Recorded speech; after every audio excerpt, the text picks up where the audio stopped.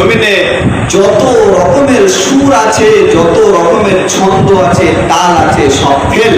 কিন্তু এই কোরআন এমন একটা সুর, কোরআন এমন একটা জিনিস, এই কোরআন এমন একটা মধু, এই কোরআনের মধু যে পেয়ে যাবে, পৃথিবীর আর কোনো সুরকে তাদের পছন্দ হবে না।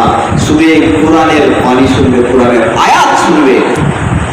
কোরআনের আয়াত যদি তেলাওয়াত করে, সেই কোরআনের আয়াত সুর দিয়ে তেলাওয়াত করে অনেক মানুষ কিন্তু হিদায়াত হয়ে গেছে।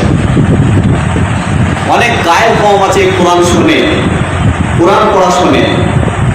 যেমন আল্লাহ রাসূল সাল্লাল্লাহু আলাইহি ওয়াসাল্লাম কোরআন পড়তেন, আবু জাহেল কিন্তু কোরআন শুনতো, লুকিয়ে লুকিয়ে শুনতো, যাতে অন্য অন্য সাথী সঙ্গীরা দেখতে না পায়।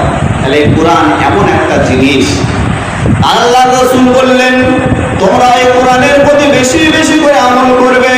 ওই কোরআনের প্রতি যদি তোমরা বেশি বেশি করে আমল করতে পারো, অবশ্যই অবশ্যই কাল কিয়ামতের মাঠে, ময়দানে মাশারে আল্লাহর দয়ার জান্নাত তোমাদের জন্য অপেক্ষা করবে। বলুন সুবহানাল্লাহ। আল্লাহুম্মা সাল্লি আলা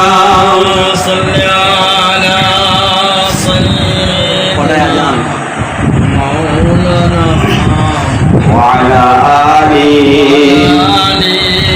سيدنا مولانا। নূর নূর নূর আজি নূর এসেছে, আমিনা মায়ের কোলে ফুল ফুটেছে।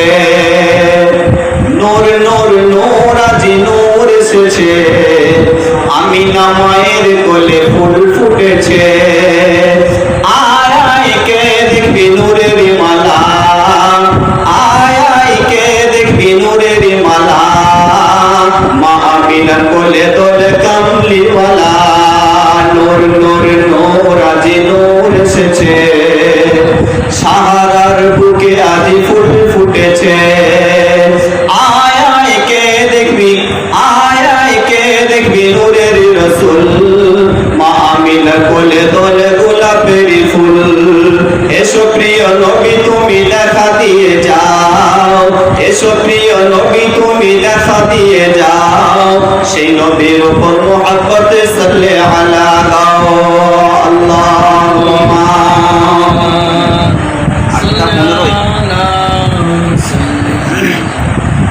ওয়া আলা আলি।